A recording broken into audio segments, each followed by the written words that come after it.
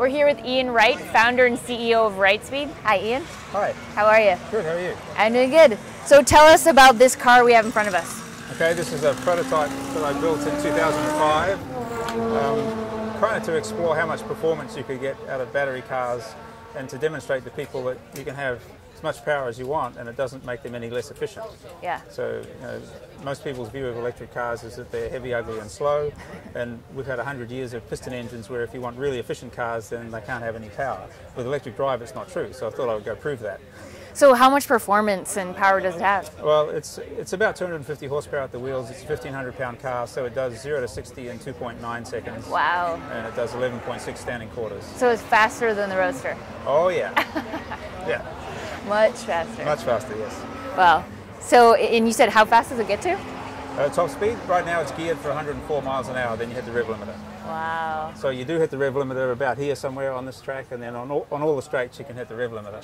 But that doesn't actually slow you down much in a lap. It's the ability to accelerate out of the corners that really matters. Right. Hence the 2 seconds to get to maximum speed.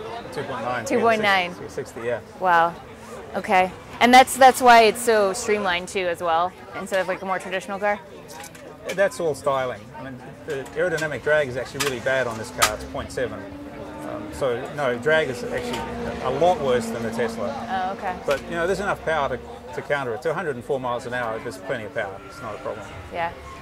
What was your time around the track? We didn't get a time yet. So we're saving the battery temperature for the time trial, and we'll see if we can beat the lap record for electrics in the time trial. So the design goal for this car was 0 to 60 in less than 3 seconds on street tyres. So if you want to do that on street tyres, you've got to have most of the weight on the driving wheels. So it's 68% rear weight. So that means the battery packs are back here. There's battery packs here, over the other side, and one up in there. Oh, wow. And then the motor is back in here. Uh-huh. And the power electronics up there. So what kind of battery is it? They're lithium. These ones are lithium polymer batteries. And this battery pack is capable of about 600 horsepower for short bursts, but we're only pulling about 300 horsepower out of it. Uh-huh. Who's the supplier? The Cocam. These ones are Cocam. The batteries we'd use now, there's much higher power batteries available. In the same weight of batteries, we can get 1,000 horsepower continuously. Wow. And so we will.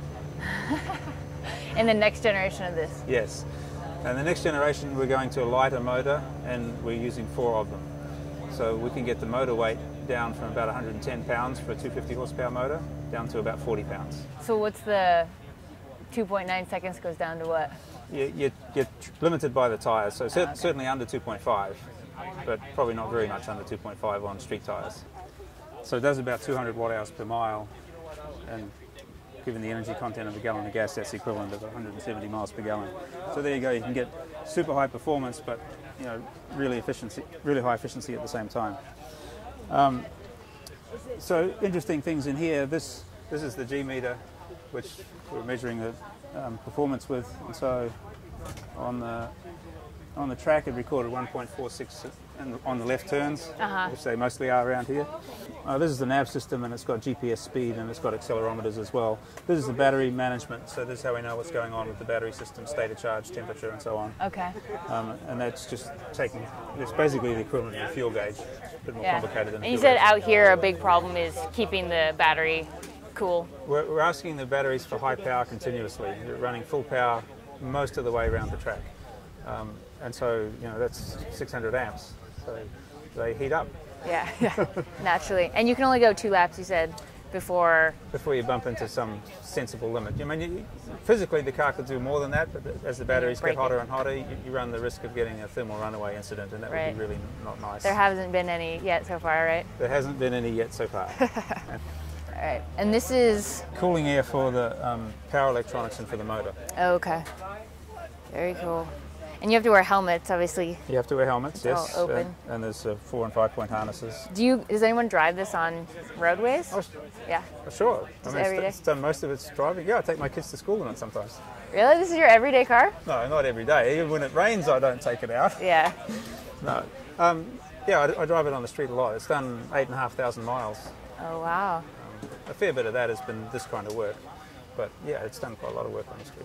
Okay. So my little girl was desperate to wait until she was old enough not to have a booster seat so I could drive her to school in it.